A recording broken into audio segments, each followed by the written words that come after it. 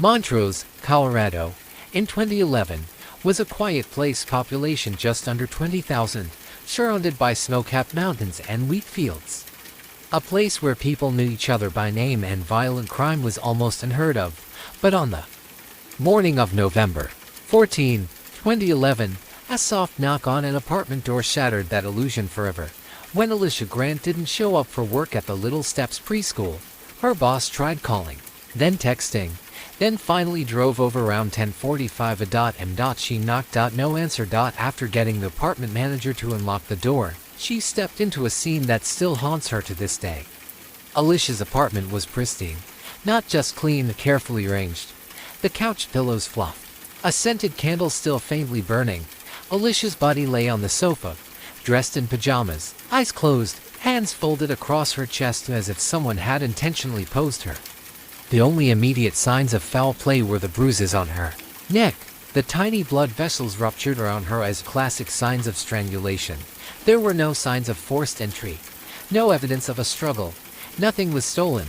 Her purse was untouched. Phone on the coffee table, laptop open and logged in. On the kitchen counter sat a cup of yogurt half-eaten, spoon still in it. Police concluded she must have known her killer. She let them in. She wasn't afraid. In Alicia's bedroom, detectives found something strange, a yellow post-it note, perfectly centered on her nightstand, written in neat block letters. It said, "I said no. You didn't listen." That was it. No signature, no prints, no smudges, just a message. The placement deliberate. The handwriting unfamiliar to family or friends. A statement of guilt or accusation. Police couldn't tell.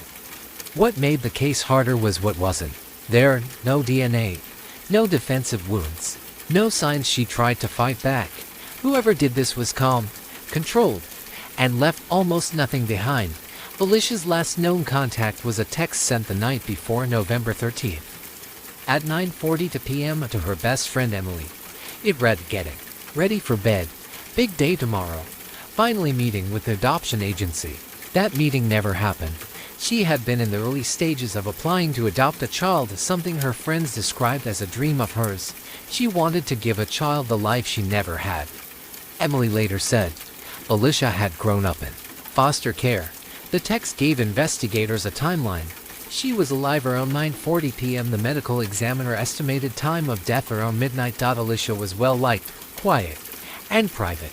She had no criminal history, no debts, and no recent conflicts, at least none that anyone knew of. Her ex-boyfriend, Darren, had moved to Arizona 8 months earlier and had a solid alibi.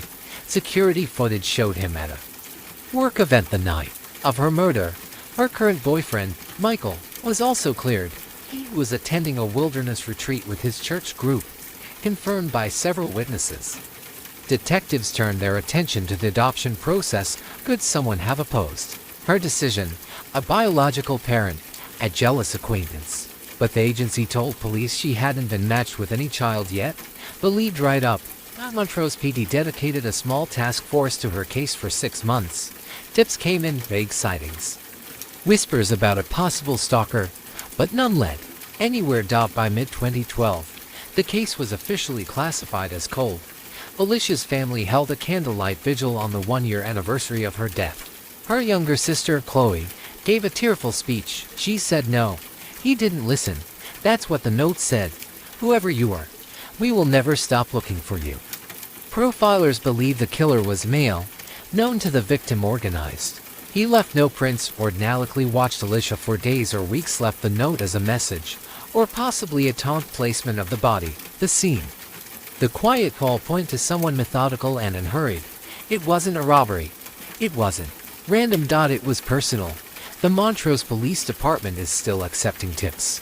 Even the smallest memory, the tiniest detail someone Alicia mentioned in passing, could be the key to solving her murder.